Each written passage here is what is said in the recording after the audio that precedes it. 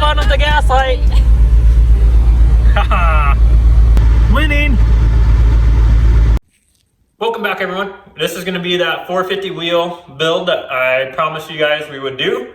I know I didn't show quite a bit enough of what was going on with the Series Gray when we were originally putting the parts on, but there was a reason for that. We were trying to keep it away from Devin, and obviously he found that pretty quickly. So we're going to go ahead and continue our 450 wheel build with this car. Now the next step is going a little bit more in depth. So we need to get the injectors installed in this car. I mentioned before that we were going to just use the stock rails, but I have a treat for you guys. So get this intake manifold off of the car, get it pulled apart. We also have a clutch to put in the car too. So since we have the long block all tore apart in the car, we're just going to go ahead and do the clutch at the same time. It's not too much more work just to pull the motor out and do a clutch.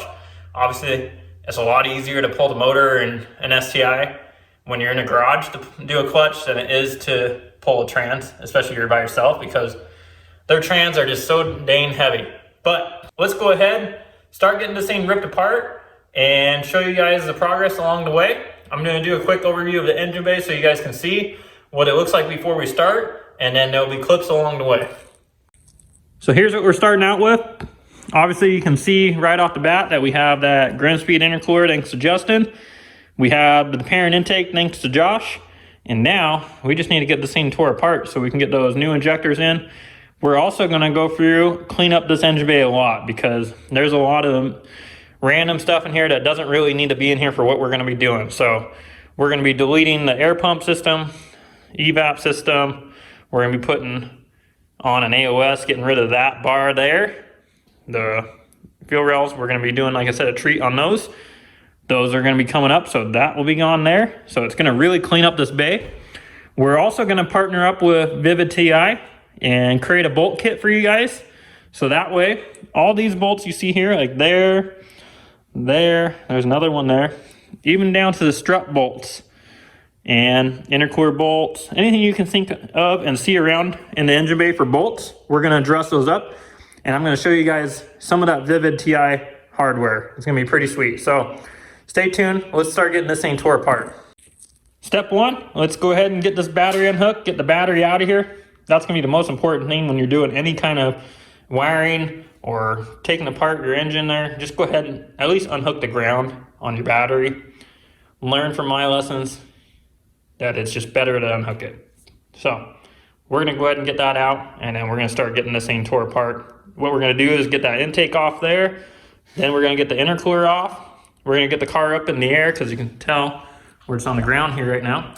We're going to get the car up in the air, and we're going to get that downpipe off, which is right there. So we need to get that off. We need to get the dump tube off from the wastegate so that way we can pull the motor. Another good thing to do is let's get the car in the air first. Let's drain the radiator first so that can drain while we're doing the small miscellaneous stuff. Then we can get the radiator out of here and get all the small stuff out. So let's get to it. Using good old Daytona 300. Let's get this thing up in the air.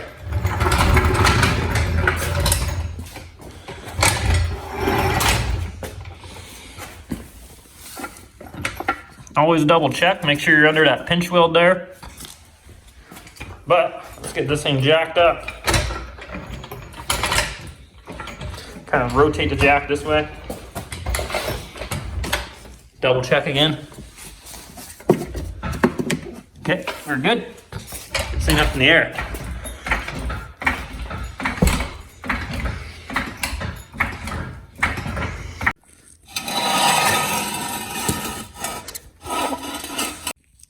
Got the car all up in the air. Let's get to draining that coolant system now. Had to go change before we drain the coolant because if I don't change out of the nice clothes, the wife's gonna kill me. But here's one of my old shirts I have. It has that design you guys see on the intro a lot on the back of it, but don't mind this. Car attacked me at one point in time. But let me know if you guys like these. We could work on getting some merch for you guys. And if you guys do like it, just let me know. I can get some hoodies, some shirts, and we can go from there. I think I'm going to do some outlines of different years. So just like 08 to 14 or 15 plus and the older 04 to 07s, and then still have the Baderbilt in it. But just let me know if you guys like it, and then I'll get some going for you. Let's get to draining this coolant. When draining the coolant, leave the caps on unless you like taking a shower in coolant. Just ask Dudley. Son of a... I forgot we have this damn shield here. Let's get that off.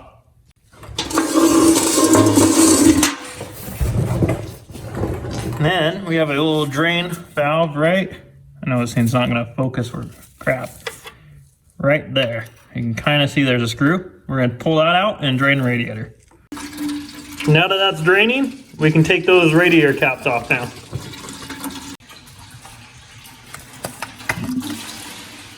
You can see it definitely starts pouring a lot faster. That's why you wait to take those off, because if not, you're definitely taking a shower in coolant. Get this other one off. There we go, just set those up there for now, and we'll let that drain. You can see that's just going and draining now. Now, while this is draining, let's get our other stuff taken apart.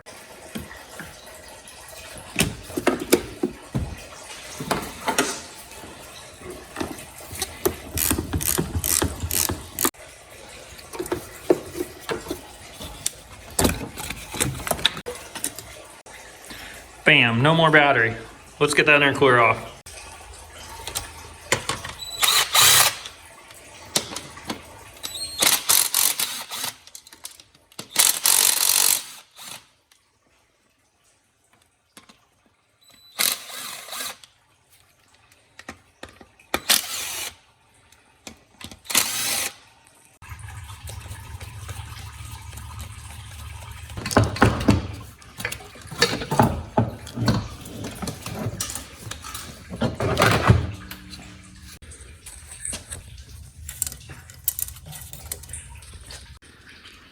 Got that intercooler out of the way, got the battery out of the way.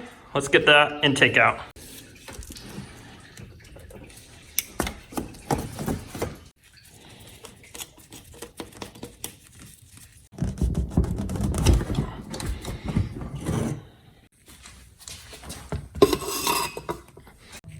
Radiator is all finished up now, so let's go ahead and pull these hoses off and get this radiator out.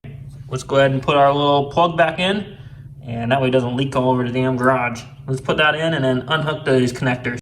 So we're under the car. Don't forget these guys. We gotta unplug the radiator fans. So there's one on that side, obviously the passenger, and then one on the driver. I'm trying to give you a clear view here so you can see my finger. This is the other one. Now we're good to go. Just gonna take off that radiator hose there. Sorry about the glare. We need to get a better camera, I know. But we need to take that clamp off, get this hose undone, and then go up to the top.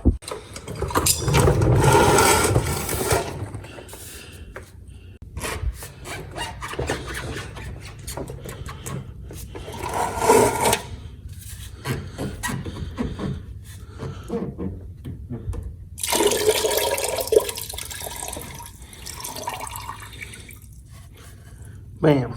Back up on top of the car. Now we're gonna get this radiator hose taken off. These stupid clamps. Bam. These things are always hard to get off.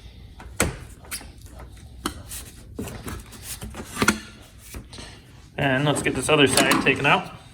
You can see the clamp right there. Ah, winning. We're making progress. We got that radiator out of there. I know some of you are probably wondering, why are we going this far into it? Or why do we got to tear it apart this far? The hard part when you're doing injectors on these cars alone, let alone doing rails or lines and a regulator on it, is there's a bolt that you can't get to, and it's underneath one of the TGVs on the passenger side, and it holds the fuel rail tighter to the TGV. So it makes it really hard to do injectors on these cars on 08 plus. So it's pretty inevitable that you have to pull the intake manifold off the car.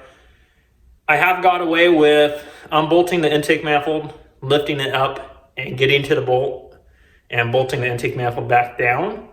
But That was on a 2017 that had 600 miles on it on my personal car. So obviously that gasket there didn't have much time to get hard and come apart when you lift up the intake manifold. So I really do suggest that you pull the intake manifold off to do it correctly. We have to no matter what with what we're doing to the car anyways, but I just wanted to explain to you guys why we're going this far into it and why we're pulling it apart the way we are. It also gives you guys a good opportunity to see the parts that we put on before that I didn't really get to show. So stay tuned. I'm going to show you all the parts that we put on. You're going to get to see them, and then there's going to be some surprises coming along. So let's go ahead and continue. We're going to get the alternator out of here, the air pump, and we're going to get the belts off, the alternator obviously, and the AC, and then we'll go from there. So this is what it looks like now without that radiator there. Gives you quite a bit more room. So like I said, let's get this cover removed here, get the alternator removed, air pump, get these belts off the front here, and then we can continue on.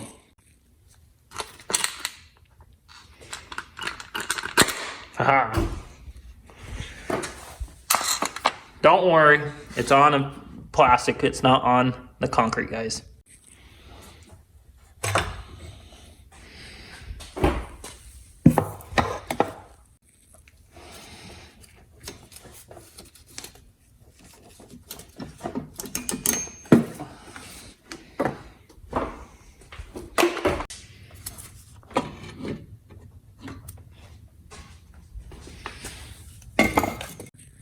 Belts are off, air pump and alternator are out of there. Next up, power steering and AC. So let's go ahead and get those off and move to the side. Got this stupid breather set up out of here. Now before we do the power steering and AC, like I said guys, I'm gonna go ahead and remove all of this here, evap, and this is where the old boost controller mounts. I'm gonna relocate that. I think it looks a lot cleaner when you get rid of all that crap on there. So I'm gonna go ahead and remove it. It's my personal car, so I don't really care what people think. Some are gonna complain that I get rid of the evap system and I should leave it and this and that.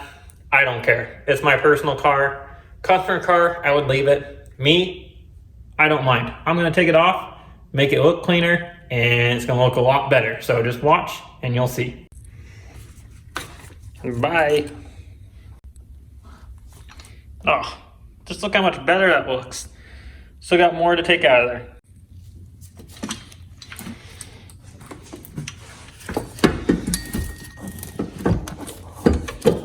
Bam.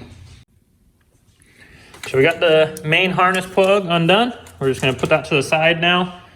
Before we do the AC, let's go ahead and get these fuel lines unhooked. So as you can tell, we're on the passenger side of the car over here. This is that stupid bolt that I'm talking about. Right there. See where my finger is? That's the TGV bolt. If it'll focus. That one there is the TGV bolt. The one that you would have to get undone is that one with that red dot down there. And Subaru, they make it hard for you. Stupid. But that's why you gotta pull this intake manifold, guys, to be able to get those injectors out. You don't want to bend this fuel rail right here, because if you follow that down, that's what holds it to that TGV there. And if you pull up on that or bend that, that's just no good. So that's why we're removing the intake manifold. So we're over here on the driver's side, and you can see we have these breather lines.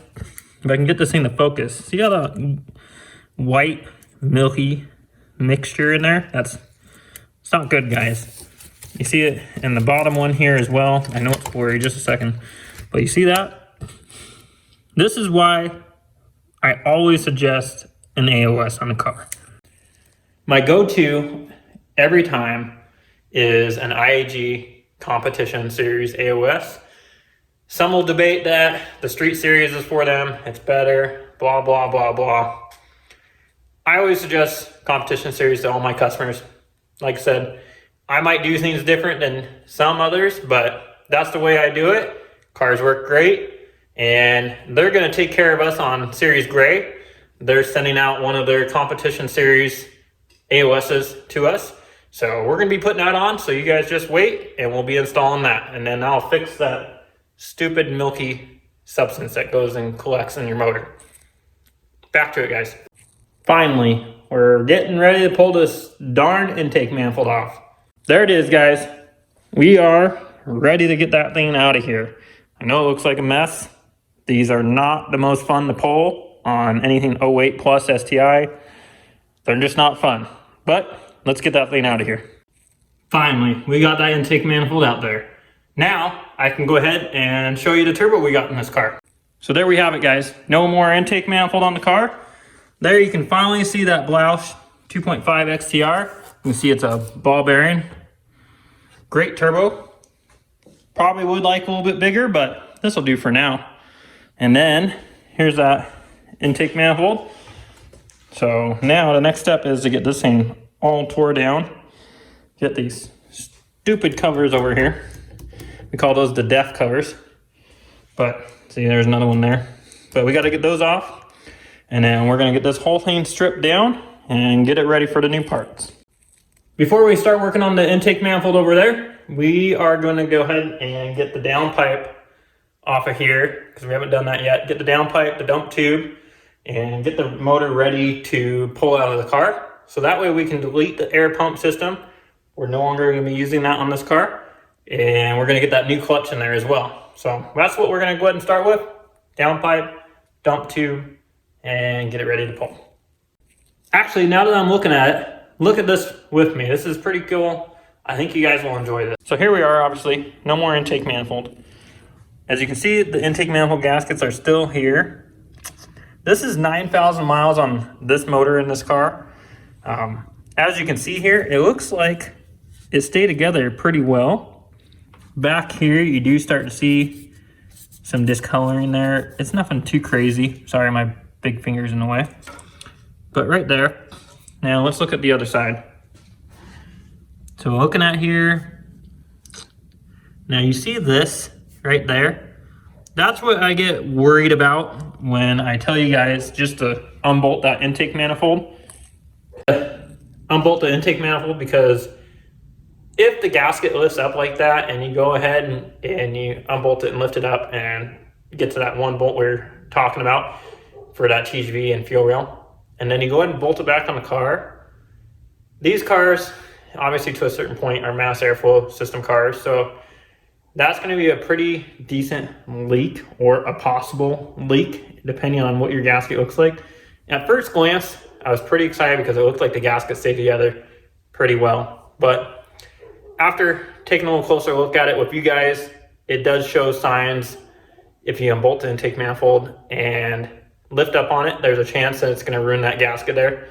So I'm still not going to recommend trying that for you guys, or trying it for if you're a customer car or something like that. I'm still going to recommend pulling the intake manifold and doing it the correct way. But something interesting, shows you a little bit more what I'm talking about. And yep, so let's get back to it, guys. So as a lot of you know, Series Gray has 21,000 miles on it. The motor in it, though, has 9,000 miles on it. Little quick story. Bought the car brand new. Tried to blow up the first motor in the car for the first 6,000 miles. Car never would. Stage 2 car of a JR tune that was pretty hot. Never had a problem with it. Ended up having a customer come along and said they wanted to buy the motor out of it for their car. And I went ahead and I said, okay. Pulled the motor out and sold it to them. And at that point, it kind of went a little bit overboard. I ended up buying a closed deck. I ended up porting the original heads, a race port. I did springs, retainers, BC 272 cams, 1/2-inch head studs, a motor that I usually rate for 800 plus wheel horsepower. Well, while the car was tore down, we had our white Evo X, and I had a ETS 35R turbo kit on it. It was a little bit turned up. Some of you might have seen it on Devin's video, but the car had a GTX 35 82R Gen 1. It was on 34 pounds on pump gas, 100% original motor. We turned the rev warmer up to 8K on it on factory valve train. And after about 6,000 miles and 6 months in, one day just pulling out of the neighborhood here, I had an issue. But the moral of that is Series Gray was tore down. Hyper Blue was at ranch built, getting the new turbo kit. And we only had the white Evo X, and the wife and I were sharing it. While I figured, oh, well, the gray car will be down for a week. No big deal. We were waiting on the heads to come back. I'll throw the car back together. Well, I drove her to work because obviously it was our only car. And someone cut me off, and I got frustrated, and I got on it. And of course, the wife yelled at me. She was like, hey, it's our only car. So whatever you do, you have one job today. Just don't blow the car up. She jinxed me. So I brought the car back home, did some work on a customer car, had to leave to go do an errand. And as soon as I pulled out of the neighborhood, pulled out, didn't see a car coming behind me, so I sped up a little bit. First gear, car instantly went up to the rev line, blew the tires off. Grabbed second, car came in power. And it came in power a little bit different than it usually would. But blew the tires off, came into power in second gear. I thought that was a little bit weird. As soon as it started to break up, I went to lift, and it was too late. So the car that was coming up on me, yeah, there was no more car behind me because it was a white smoke screen. And so I pulled off, looked at the car, instantly could see that coolant was coming out of the wastegate dump tube. And I knew some shit went downhill. So I'll insert a picture here of what that motor looked like because it was pretty messed up.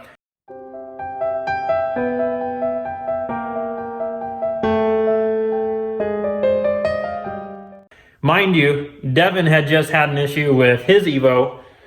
It was only a couple days prior, and I was giving him shit because obviously we had stock motor, and he was saying our stock motor car felt faster than his built motor with a 6266 on it. And so I was rubbing it in, and then of course, like 2 days later, this happened. This car drops the valve, by the way. It broke the retainer or broke the valve. I don't remember, but I know it dropped the valve. It took out the head, it took out the block, it took out the turbo, everything. And at this point in time, we hadn't said anything about this. Then you have the wife. She just so happens to post on one of Devin's scenes where he says, I'm looking for a motor. And she goes, us too. Instantly, I get a phone call. And I'm like, really? You just had to throw us under the bus? Because we were just rubbing it in his face. Our stock motor was just trooping along. Then 2 days later, boom. But that's the quick story of that. I know I kind of drug it out. So this thing was apart. Evo blew up. Had no cars to drive. Wife's pissed at me because all we're doing is race carring. So I told her, okay, I'll go ahead and put Series Gray back together. And I rushed it back together and put it all back together just stock. So it had an 800 horsepower long block in it with everything stock on it. No real point. So I did that and drove it for about another 6,000 miles while we were trying to get a motor in that Evo X. That damn thing, we ended up finding a motor for, it was like $4,800 to try to find one that had similar miles because it had only 34,000 miles on the car. We found a 2015 MR that was wrecked. Motor had 30,000 miles on it, the car did. So we bought it, it was $4,800. And at that point, I just left the Evo stock, just full bolt-ons. And this thing, while I was recovering from that, and then we had Hyper Blue and doing race car stuff with it, and we put the new motor in Hyper Blue too, as you guys can see on our Instagram.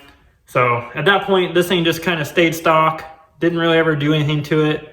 And I had a good friend of mine that had just bought a 19 STI, Alex Wells, and he wanted the motor out of the car, and we worked out a deal because he wants to go 9s this year. You guys will be seeing that car. We'll be building it. And I don't know what the heck's going on outside. But we'll be building that car and you guys will see it. I got this motor out of his car. It had 200 miles on it. And then we put it in the Series Gray. So now we're on the third motor. Never really been modded other than stage 2. And then it was stock for most of its life. But here we are. That's why this motor only has 9,000 miles. Here, I'm getting mixed up now. That's why this only has 9,000 miles.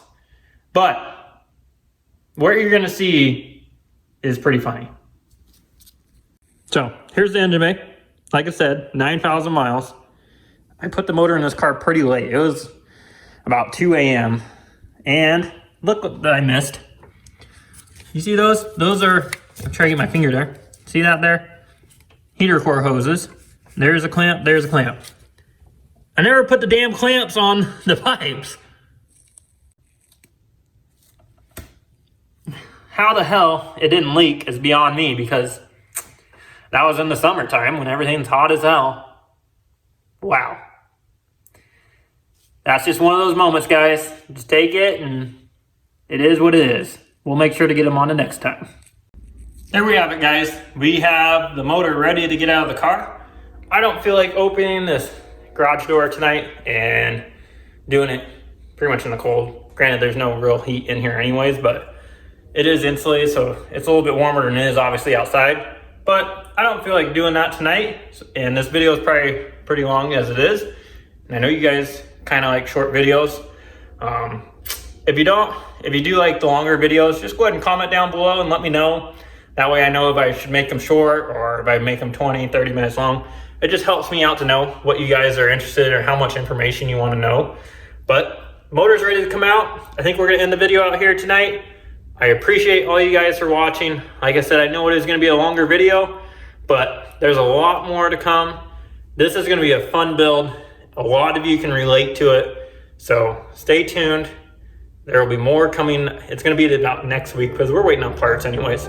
But have a good night, guys. See you till next time.